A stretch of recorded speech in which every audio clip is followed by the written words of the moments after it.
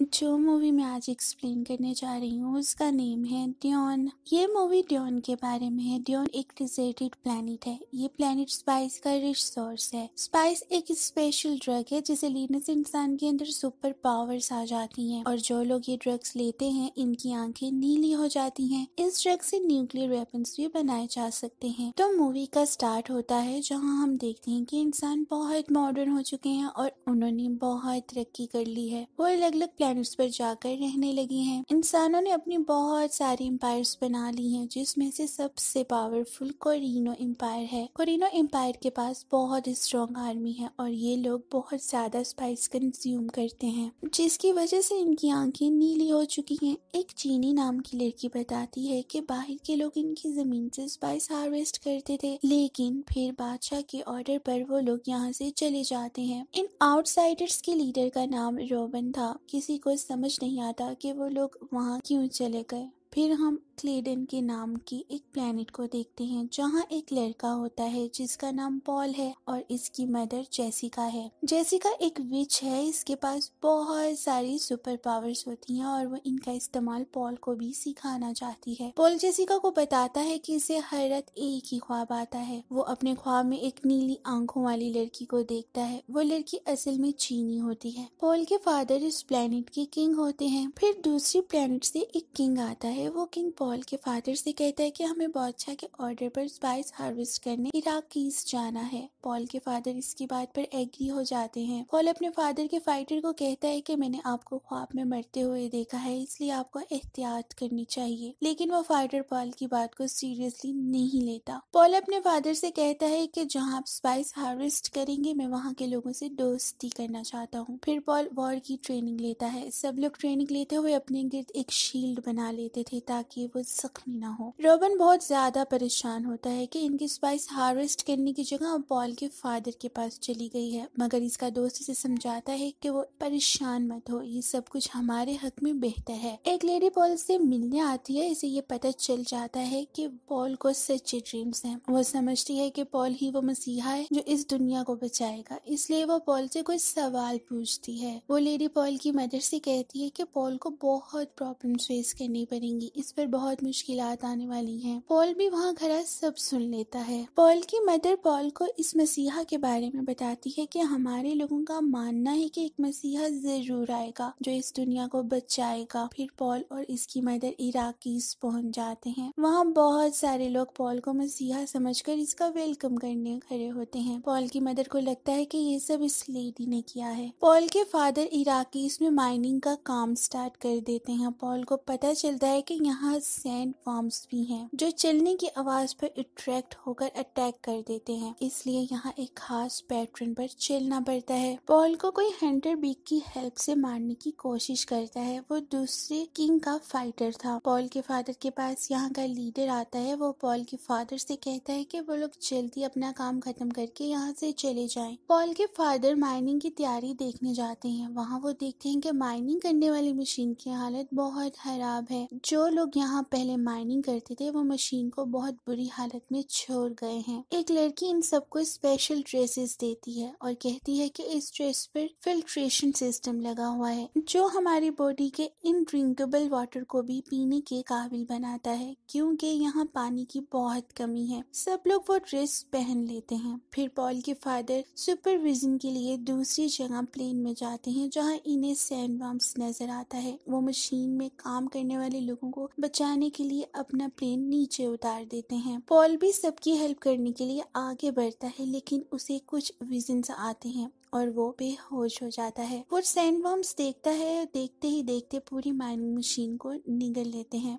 एक आदमी आकर पॉल को उठाता है। पॉल के फादर सब वर्कर्स से कहते हैं कि हमें माइनिंग जल्द स्टार्ट करनी होगी वरना प्रॉब्लम बढ़ जाएगी। पॉल को डॉक्टर चेक करता है। डॉक्टर कहता है कि स्पाइस में गिरने की वजह से शायद पॉल को कोई एलर्जी हो गई है। पॉल अपनी मदर को बताता है कि इसने नीली आंखों वाली लड़की को दोबारा देखा था। वो इसे मारने की कोशिश कर रही थी। इसने वो खंजर भी देखा था जो इराकीज के लोगों के पास होता है और इसने अपनी मदर के पास एक बेबी गर्ल भी देखी थी। फिर एक बेरिन नामी आदमी अपनी आर्मी के साथ इराकीज पर अटैक करने की कोशिश करता है। वो डॉक्टर पॉल और इसके फादर को नींद की मेडिसिन देकर सुला देता है जब पॉल के फादर की आंख खुलती है तो वो देखता है कि एक मेड इनके पास इंजर्ड पड़ी हुई है। वो इस मेड के पास जाने लगती हैं, लेकिन तभी एक नीडल इनकी बैग पर ब्रेक हो जाती है। ये सब कुछ डॉक्टर ने किया था। वो डॉक्टर पॉल के फादर की रिंग उतार कर अपने पास रख लेता है और एक आर्टिफिशियल दांत इसके मुंह में इंजेक्ट कर देता है। वो डॉक्टर कहता है कि जब बैरिन के साथ तुम्हारा आमना सामना हो तो इस दांत को क्रश करना। इससे जब पाउडर बनेगा तो एक पॉइजनस गैस प्रोड्यूस होगी जिससे बैरिन मर जाएगा।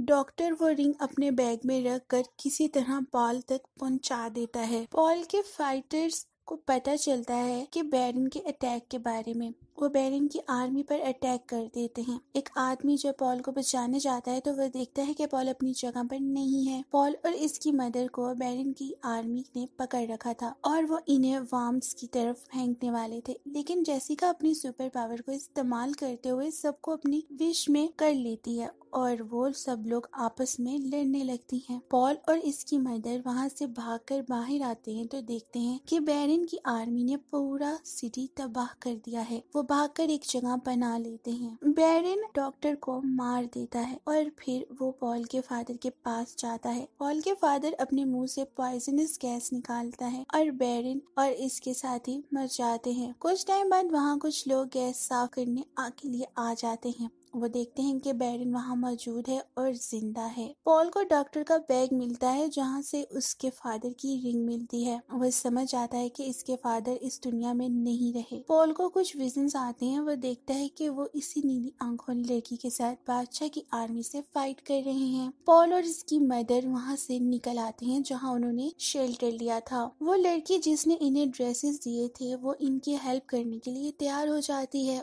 और अपने साथ लैब में ले जाती है। पॉल ये कहता है कि वो इराकीज के लोगों से दोस्ती करेगा और इनके साथ मिलकर बादशाह से फाइट करेगा। तभी बादशाह की आर्मी भी वहाँ पहुँच जाती है। पॉल और इसकी मदर इस लड़की के साथ एक टनल में चले जाते हैं। वो लड़की बाहर आती है और जमीन में एक डिवाइस लगाती है जिससे वार्म्स अट्रैक्ट होते हैं। तभी वहाँ बैरिन की आर्मी आ जाती है। जैसे ही वो लोग करीब आते हैं काफी सारे वार्म्स बैरिन और इसकी आर्मी पर अटैक कर देते हैं और वो मारे जाते हैं। वो लड़की भी मर जाती है। पॉल और इसकी मदर एक प्लेन में बैठ जाते हैं। कुछ लोग इनका पीछा करने लगते हैं, तभी वहाँ सैंड वार्म्स आ जाते हैं। पॉल और उसकी मदर वहाँ एंटर होते हैं। हेलीकॉप्टर क्रैश हो जाता है। रॉबिन बैरिन को बताता है कि पॉल और इसकी मदर मारे जा चुके हैं। बैरिन ऑर्डर देता है कि सब इराकीज को मार दिया जाए। फिर हम पॉल और इसकी मदर को देखते हैं जो जिंदा बच जाते हैं क्योंकि उन्होंने हेलीकॉप्टर में मौजूद स्टील सूट पहन लिया था। वो एक कंपास की हेल्प से कबीले तक पहुँचते हैं, मगर तभी वहाँ वार्म्स आ जाते हैं। इससे पहले कि वो वार्म्स इनको मार डालते, वो एक डिवाइस बजने लगती है जिसकी वॉइस से वार्म्स जमीन में वापस चला जाता है। वहाँ कबीले के लोग आ जाते हैं। वो ये समझते हैं कि वार्म ने पॉल को कुछ नहीं कहा क्योंकि पॉल वाकई मसीहा है। ये इसी कबीले के लोग थे जिनका लीडर इनके फादर से मिलने आया था। इस कबीले का एक बंदा ये तस्लीम नहीं करता कि पॉल मसीहा है। वो समझता है कि पॉल सिर्फ इसकी डिवाइस की वजह से वार्म से बच गया है। वो कहता है कि पॉल को मुझसे लड़ना होगा। पॉल की मुलाकात वहाँ चीनी से भी होती है। पॉल लड़ने के लिए तैयार हो जाता है। पॉल को एक विजन आता है और वो एक वॉइस सुनाई देती है कि अपने अंदर के मसीहा को जगाने के लिए इसे अपने अंदर के इंसान को मारना होगा। चीनी इसे एक नाइफ देती है जो बिल्कुल उसके ड्रीम्स जैसी नाइफ थी। वो आदमी पॉल से कहता है कि